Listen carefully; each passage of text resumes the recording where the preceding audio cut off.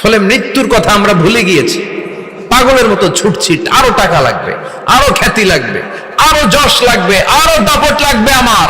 এত টাকা দিয়ে কি হবে? এত সম্পদ দিয়ে কি হবে? এত ব্যস্ততা দিয়ে কি হবে তোমার? স্টপ, থামুন, অনেক হয়েছে। আন্না, থামুন, take a rest, take a breath and think about death. Think that you have to go back to your Lord. একটু বসেন না, একটু ভাবেন যে আমাকে চলে যেতে হবে, চলে যেতে হবে। এই কোলাহল, এই ব্যস্ততা, এগুলো থাকবে, থাকবো না আমি। সাইয়েদনা ওমর ফারুক বলেছেন, মুতু ক্বাবলা আন তামুতু, মরার আগে একবার মরো। হাসিবু ক্বাবলা আন তুহাসাবু আলাইকুম, তোমার হিসাব নেওয়ার আগে তুমি একবার নিজের হিসাবটা করো না। কাগজ বের করে একটু লিখো না কি কি ভালো কাজ করছিলা, যেগুলো দিয়ে নাজাতের ওসিলা হতে পারে। 1 2 3, আর কি কি আকাম কুকাম করছো দেখো না। অমুক হাই স্কুল ময়দানে আপনার জানাজা, ছুটে আসবে, সবাই ছুটে আসবে আপনাকে শেষ বিদায় দিতে, গুড বাই জানানোর জন্য। আল ওয়াদা, বিদায় জানাতে আসবে সবাই। 4 তাকবীর দিয়ে আপনার জানাজা হবে, অশ্রুসিক্ত জানাজায় আপনার বিদায় হবে। কাঠের খাটিয়ার মধ্যে করে কাঁধে তুলে আপনারে কবরে নেওয়া হবে। আগে থেকে খুঁড়ে রাখা কবরটার মধ্যে আপনারে বিছিয়ে দেয়া হবে। বাঁশের কচি দিয়ে তার উপরে মাটির চাপা দিয়ে সব চলে যাবে। ভাবেন না একবার চোখ বন্ধ করে, this is the circle of life, this is the nature of life. এটা সবার হবে, আমার হবে, আপনার হবে। এত মায়া, এত ভালোবাসা কই যাবে? কেউ থাকবে না, সবাই আপনার অন্ধকার কবরে রেখে দিয়ে চলে আসবে। উপরে বাঁশের কঞ্চি, তার উপরে মাটির চাপা, অন্ধকার আর অন্ধকার। এই অন্ধকার যেন শেষ হতে চায় না, শুধুই অন্ধকার, ঠিক কিনা?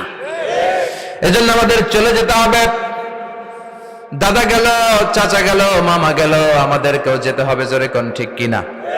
একদিন মাটির ভেতরে হবে ঘরে মন আমার, কেন বন্ধ দালান ঘর? প্রাণ পাখি উড়ে যাবে পিঞ্জর ছেড়ে,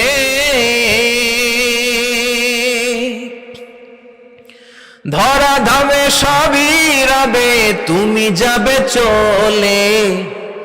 বন্ধু বান্ধব যত, মাতা পিতা যারা সুত, সবই হবে তোমার পরে। মন আমার কেন বান্ধ দালান ঘর? একদিন মাটির ভেতরে হবে ঘরে মন আমার, কেন বান্ধ দালান ঘর? ঠিক কিনা? সব করে থাকবে, চলে যেতে হবে আমাদেরকে। এজন্য আখিরাতের কথা যেন আমাদের স্মরণ হয়। বিশ্বনবী বলতেন, নাহাইতুকুম আন জিয়ারাতিল কুবুর, আমি তোমাদেরকে কবর জিয়ারত করতে আগে নিষেধ করতাম, কিন্তু এখন নিষেধাজ্ঞা প্রত্যাহার করে নিলাম। এখন সব সময় তোমরা কবরের সামনে যাবা আর জিয়ারত করবা। কবরস্থানে জানতো বড়ুয়া কৃষ্ণপুরের এই গ্রামের কবরস্থান আছে কোন দিকে? পূর্ব দিকে আছে, গোখরার জলের ওদিকে। যান আপনারা, একটু যাবেন, একটু গেলে আখিরাতের কথাটা স্মরণ হবে। ওখানে ছোট শিশুরা শুয়ে আছে, কিশোর যুবকরা আছে, আপনার মতো তাগড়া যুবক, মুরব্বীরা আছে। এরা এই এলাকায় থাকতো, এরা আকাশ থেকে নেমে আসে না, এই এলাকার সন্তান, আজ নাই। একটা সার্টেন পিরিয়ড শেষে আপনিও থাকবেন না। This is the nature of life, this is the circle of life.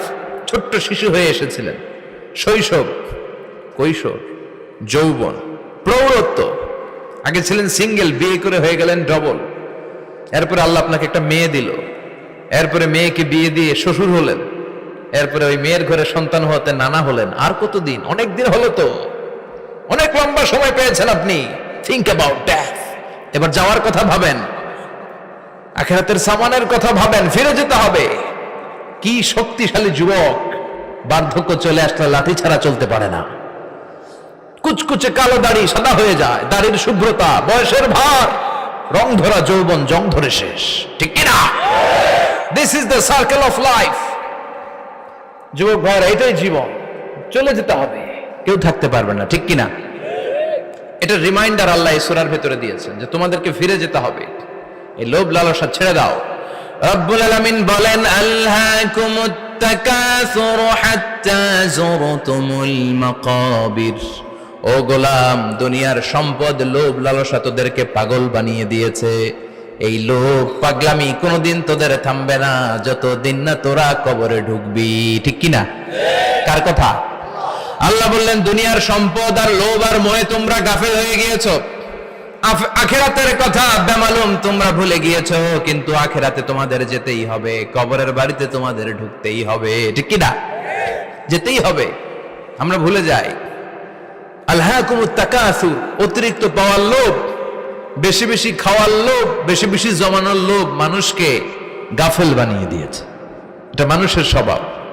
আরো চাই, আরো চাই, এই স্বভাবটা আছে না নাই? দেখবেন ছোট বাচ্চারা মসজিদের দোয়া অনুষ্ঠান শেষে জিলাপি দেয় না? বড়ে কৃষ্ণপুর কি দেয়? আগে বাতাসা দিত না, এখন কি দেয়? জিলাপি দেয়, মিষ্টি দেয়। তো মসজিদের 2-3 গেট থেকে যদি দেয়, ছোট বাচ্চারা দেখবেন এদিক দিয়ে কয়েকটা নিয়ে আবার ওই গেটে লাইন ধরে। ওর হাত হলো ছোট হাত, ওর হাত ভর্তি জিলাপি, আর নেওয়ার জায়গা না, এরপর আরেক জায়গায় লাইন ধরছে, আরো লাগবে, আরো লাগবে, এই আরো আরো আরো চাই। এই স্বভাবটাই মানুষকে কুড়ে কুড়ে শেষ করে দিয়েছে। এত লাগবে কেন তোমার? চাহিদার কোনো শেষ নাই। Unlimited demand of human being. যার আছে বেশি তার চাই বেশি। যার সাইকেল আছে তার হুন্ডা চাই, হুন্ডা আছে তো প্রাইভেট কার চাই, প্রাইভেট কার আছে তো প্লেন চাই, প্লেন আছে তো হেলিকপ্টার চাই, হেলিকপ্টার আছে তো ওইটা চাই, ওইটা আছে তো সেটা চাই, ঠিক কিনা? এলাকার মেম্বার যে হয়েছে চেয়ারম্যান হতে চায়, আছে না নাই? চেয়ারম্যান সাহেব এমপি হতে চায়, আছে না নাই? এমপি সাহেব মন্ত্রী হতে চায়, আছে না নাই? মন্ত্রী সাহেব প্রধানমন্ত্রী হতে চায়, আছে না নাই? কিন্তু এই দেশে সুযোগ নাই। কথা কন? এই দেশে প্রধানমন্ত্রী সিলেক্টেড। 2-3 জনের বাইরে কেউ প্রধানমন্ত্রী হতে পারবি না, ঠিক কিনা? আমার এই জীবনে তো আমি 2-3 জনই দেখলাম। বেগম খালেদা জিয়া, মাননীয় প্রধানমন্ত্রী শেখ হাসিনার ছোট্টবেলা দেখেছি এরশাদকে, আমরা তখন ছোট। তো মানুষের চাহিদার কোনো শেষ নাই। যার আছে বেশি তার চাই বেশি। এজন্য বিষ্ণু বলেছেন উনজুরু ইলা মান হুয়া আসফালা মিন, তোমার চেয়ে যে খারাপ আছে ওর দিকে তাকাও। ওয়ালা তানজুর মান হুয়া আ'লা মিন, তোমার চেয়ে যে ভালো আছে ওর দিকে তাকায়ও না, তোমার চেয়ে যে খারাপ অবস্থানে আছে ওর দিকে তাকাও। অনেকে নিজের অবস্থান নিয়ে সুখী না, এরকম আছে না নাই? আল্লাহ আমার এটা দিল না রে, ওইটা দিল না রে, পাইলাম না রে, কিচ্ছু হয় না, কি করব জীবনে, হতাশ। আসলে আছে কিন্তু অনেক, কিন্তু শুকরিয়া নাই, ডাকাত, ঠিক কি না? নিজের অবস্থান নিয়ে সুখী না, কিন্তু অনেক লোক আছে তারা আপনার অবস্থানে পৌঁছতে চায়। তাদের দিকে তাকিয়ে দেখেন, আপনি যে অবস্থানে আছেন এই অবস্থানে পৌঁছাটা অনেকের কাছে স্বপ্ন। তারা প্রতিনিয়ত সংগ্রাম আর স্ট্রাগল করে যাচ্ছে আপনার অবস্থানে পৌঁছতে, আর আপনি এটা নিয়ে সন্তুষ্ট না। শেখ সাদির নাম শুনেছেন? বালাগাল উলা কাশাফাত দুজা, এই কবিতাটার রচয়িতা ইরানের বিখ্যাত এক কবি। উনি একবার আর্থিক সমস্যার মধ্যে দিয়ে সময় কাটাচ্ছেন, টাকা নাই, পয়সা নাই, পায়ে দেওয়ার মতো জুতা নাই। উনি খুব দুঃখ পেলেন, হায় রে, আমি ইরানের এত বড় কবি, আমার পায়ে দেওয়ার মতো জুতা নাই। দুঃখ ভরা মন নিয়ে রাস্তায় হাঁটতে বেরোলেন। হাঁটতে হাঁটতে হঠাৎ দেখলেন একটা লোক শুয়ে শুয়ে কাঁদছে, ওই লোকটার 2টা পাই নাই, পাই নাই। উনি সেজদায় পড়ে গেলেন, আল্লাহর কাছে ক্ষমা চাইলেন, আল্লাহ অনেক দিয়েছো, শুকর আলহামদুলিল্লাহ। এজন্য যেই পরিস্থিতিতেই থাকি না কেন আমরা কি পড়বো? জোরে বলেন, কি পড়বো? এজন্য কানাতু মিনাল ইসলাম, অল্পে তুষ্ট থাকার নাম হলো ইসলাম। সম্পদ লাগবে কিন্তু সম্পদের পাহাড় লাগবে না, ঠিক কি না? অল্প খান, অল্প পড়েন, অল্প জমান, অল্পের ভেতরে বরকত ঢুকায়া দিছে কে? দেখবেন যাদের সম্পদ অল্প তারা সুখী বেশি। জরিপে এটা দেখা গিয়েছে, অনেক সার্ভেতে এটা এসেছে, যারা সম্পদশালী এরা দুঃখী বেশি, এদের দুঃখ বেশি, টেনশন বেশি। খুব স্বাভাবিক, টাকা যার বেশি রোগ তার বেশি, টাকা যার বেশি টেনশন তার বেশি, টাকা যার বেশি ঘরে শান্তি তার কম, আছে না নাই? ঘরের ভিতরে অশান্তি, ছেলে কথা শোনে না, ছেলে টানে গাঞ্জা, মেয়ে করে পরকিয়া, আছে না নাই? স্ত্রী কথা শোনে না, ভালোবাসা নাই, ঘরটা জাহান্নামের টুকরা।